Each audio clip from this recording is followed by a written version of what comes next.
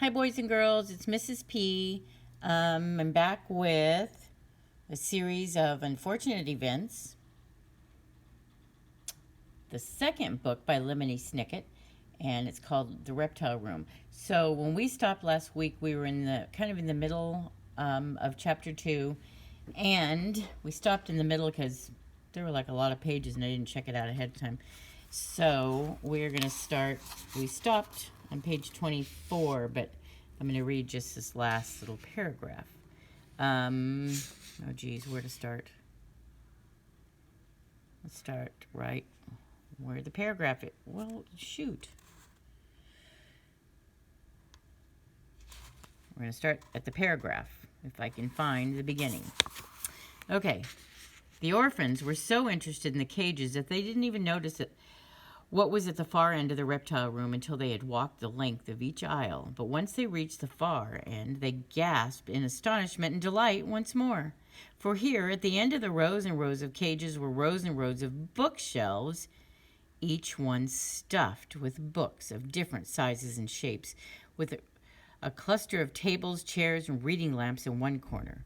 I am sure that you remember that the Baudelaire children's parents had an enormous collection of books, which the orphans remembered fondly and missed dreadfully. And since the terrible fire, the children were always delighted to meet someone who loved books as much as they did. Violet, Klaus, and Sunny examined the books as carefully as they had the reptile cages and realized immediately that most of the books were about snakes and other reptiles. It seemed as if every book written on reptiles, from An Introduction to Large Lizards to The Care and Feeding of the Androgynous Cobra, were lined up on the shelves, and all three children, Klaus especially, looked forward to reading up on the creatures in the reptile room. "This is an amazing place," Violet said finally, breaking the long silence. "Thank you," Uncle Monty said. "It's taken me a lifetime to put together." And are we really allowed to come inside here?" Klaus asked. "Allowed?" Uncle Monty repeated. "Of course not." Wait a minute. Let me get to my place. This is where we stopped last time. "You are implored to come inside here, my boy. Starting first thing tomorrow morning, all of us must be here every day in preparation for the expedition to Peru. I will clear off one of those tables for you, Violet, to work on the traps. Klaus, I expect you to read all of the books about Peru that I have and make careful notes. And Sunny can sit on the floor and bite rope. We will work all day until supper time, and after supper we will go to the movies. Are there any objections?" Heck no. Violet, Klaus, and Sunny looked at one another and grinned. Any objections? The Baudelaire orphans had just been living with Count Olaf, who had made them chop wood and clean up after his drunken guests while plotting to steal their fortune.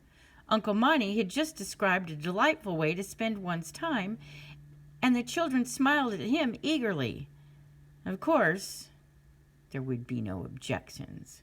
Violet, Klaus, and Sunny gazed at the reptile room and envisioned an end to their troubles as they lived their lives Uncle Monty's care. They were wrong, of course, about their misery being over, but for the moment the three siblings were hopeful, excited, and happy. "No, no, no," Sunny cried out in apparent answer to Uncle Monty's question. "Good, good, good," Uncle Monty said, smiling. "Now, let's go figure out whose room is whose." "Uncle Monty," Klaus asked shyly, "I just have one question." "What is that?" Uncle Monty said. "What's in the cage with the cloth on top of it?" Uncle Monty looked at the cage and then at the children. His face lit up with a smile of pure joy. "That, my dears, is a new snake which I brought over from my last journey. Gustav and myself are the only people to have seen it. Next month I will present it at the Herpetological Society as a new discovery. But in the meantime, I will allow you to look at it. Gather round." The Baudelaire orphans followed Uncle Monty to the cloth-covered cage, and with a flourish, the word flourish here means a sweeping gesture often used to show off, he swooped the cloth back off the cage. Inside was a large black snake, as dark as a coal mine and as thick as a sewer pipe, looking right at the orphans with shiny green eyes. With the cloth off its cage, the snake began to uncoil itself and slither around its home. Because I discovered it, I got to name it, Uncle Monty said. What is it called? Violet asked. The incredibly deadly viper, Uncle Monty replied, and at that moment, something happened which I'm sure will interest you. With one flick of its tail, the snake unlatched the door of its cage and slithered out onto the table, and before Uncle Marty or any of the Baudelaire orphans could say anything, it opened its mouth and it bit Sunny right on the chin. I don't think we're going to get to this whole chapter, but let's try. Chapter 3.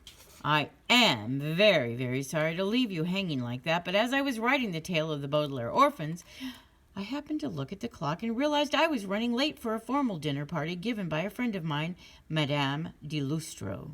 Madame de Lustro is a good friend, an excellent detective, and a fine cook. But she flies into a rage if you arrive even 5 minutes later than her invitation states, so you understand that I had to dash off. You must have thought at the end of the previous chapter that Sunny was dead and that this was the terrible thing that happened to the Baudelaires at Uncle Monty's house, but I promise you, Sunny survives this particular episode. It is Uncle Monty, unfortunately, who will be dead, but not yet.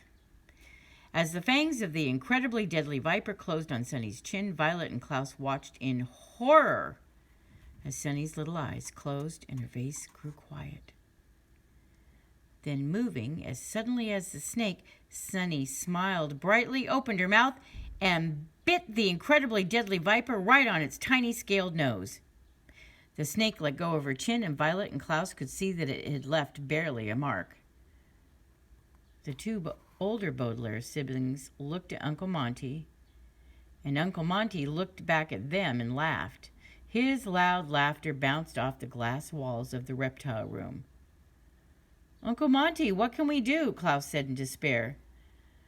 Oh, I'm sorry, my dears, Uncle Monty said, wiping his eyes with his hands. You must be very frightened, but the incredibly deadly viper is one of the least dangerous and most friendly creatures in the animal kingdom. Sunny has nothing to worry about, neither do you. Klaus looked at his baby sister, who was still in his arms, as she playfully gave the incredibly deadly viper a big hug around its thick body. And he realized Uncle Monty must be telling the truth. But then why is it called the incredibly deadly viper? Uncle Monty laughed again. It's a misnomer, he said, using a word which here means a very wrong name. Because I discovered it, I got to name it, remember? Don't tell anyone about the incredibly deadly viper, because I'm going to present it to the Herpetological Society and give them a good scare before explaining that the snake is completely harmless. Lord knows they've teased me many times because of my name. Hello, Montgomery, they say. How are you, Montgomery? But at this year's conference, I'm going to get back at them with this prank. Uncle Monty drew himself up to his full height and began talking in a silly scientific voice. Colleagues, I'll say, I would like to introduce you to a new species, the incredibly deadly viper, which I found in the southwest forest of... My God, it's escaped! And then, when all my fellow herpetologists have jumped up on their chairs and the tables and are shrieking in fear, I'll tell them that the snake wouldn't hurt a fly. Won't that be hysterical? Violet and Klaus looked at each other and then began laughing, half in relief that their sister was unharmed, and half with amusement because they thought Uncle Monty's prank was a good one. Klaus put Sunny down on the floor, and the incredibly deadly viper followed, wiggling its tail affectionately around Sunny. the way you might put your arm around someone of whom you were fond. Are there any snakes in this room that are dangerous? Violet asked. Of course, Uncle Monty said. You can't study snakes for 40 years without encountering some dangerous ones, and I have a whole cabinet of venom samples from every poisonous snake known to people, so I can study the ways in which these dangerous snakes work. There is a snake in this room whose venom is so deadly that your heart would stop before you even knew he bit you. There's a snake who can open her mouth so wide she could swallow all of us together in one gulp. There is a pair of snakes who have learned to drive a car so recklessly that they would run over you in the street and never stop to apologize, but all of these snakes are in cages with much sturdier locks, and all of them can be handled safely when one has studied them enough. I promise that if you take time to learn the facts, no harm will come to you here in the reptile room. There is a type of situation which occurs all too often and which is occurring at this point in the story of the Baudelaire orphans called dramatic irony. Simply put, dramatic irony is when a person makes a harmless remark and someone else who hears it knows something that makes this remark have a different and unusually unpleasant meaning. For instance, if you were in a restaurant and said out loud, "I can't wait to eat the veal marsala I ordered," and there were people around who knew that the veal marsala was poisoned and that you would die as soon as you took a bite, your situation would be one of dramatic irony. Dramatic irony is a cruel occurrence, one that is almost always upsetting, and I'm sorry to have it appear in this story, but Violet, Klaus, and Sunny have such unfortunate lives that it was only a matter of time before dramatic irony would rear its ugly head. As you and I listen to Uncle Monty tell the 3 Baudelaire orphans that no harm will ever come to them in the reptile room, we should be experiencing the strange feeling that accompanies the arrival of dramatic irony. This feeling is not unlike the sinking in one's stomach when one is in an elevator that suddenly goes down, or when you are snug in bed and your closet door suddenly creaks open to reveal the person who has been hiding there. For no matter how safe and how happy the 3 children felt, no matter how comforting Uncle Monty's words were, you and I know that soon Uncle Monty will be dead, and the Baudelaires will be miserable once again. During the week that followed, however, the Baudelaires had a wonderful time in their new home. Each morning they woke up and dressed in the privacy of their very own rooms, which they had chosen and decorated to their liking. Violet had chosen a room that had an enormous window looking out onto the snake-shaped hedges on the front lawn. She thought such a view might inspire her when she was inventing things. Uncle Monty had allowed her to tack up large pieces of white paper on each wall so she could sketch out her ideas even if they came to her in the middle of the night. Klaus had chosen a room with a cozy alcove in it. The word alcove here means a very, very small nook just perfect for sitting and reading. With Uncle Monty's permission, he had carried up a large cushioned chair from the living room and placed it right in the alcove under a heavy brass reading lamp. Each night, rather than reading in bed, he would curl himself in the chair in a book from Uncle Monty's library, sometimes until morning. Sunny had chosen a room right between Violet's and Klaus's and filled it with small, hard objects from all over the house so she could bite them when she felt like it. There were also assorted toys for the incredibly deadly viper so the 2 of them could play together whenever they wanted, within reason. But where the Baudelaire orphans most liked to be was the reptile room. Each morning after breakfast, they would join Uncle Monty, who would have already started work on the upcoming expedition. Violet sat at a table with the ropes, gears, and cages that made up the different snake traps, learning how they worked, repairing them if they were broken, and occasionally making improvements to make the traps more comfortable for the snakes on their long journey from Peru to Uncle Monty's house. Klaus sat nearby, reading the books on Peru Uncle Monty had and taking notes on a pad of paper so they could refer to them later. And Sunny sat on the floor, biting a I'm trying to say large, and the word is long, biting a long rope into shorter pieces with great enthusiasm.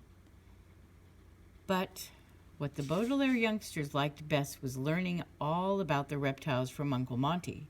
As they worked, he would show them the Alaskan cow lizard, a long green creature that produced delicious milk. They met the dissonant toad, which could imitate human speech in a gravelly voice. Uncle Monty taught them how to handle the inky newts without getting its black dye all over their fingers, and how to tell when the irascible python was grumpy and best left alone. He taught them not to give the green gimlet toad too much water, and to never, under any circumstances, let the Virginian wolf snake near a typewriter.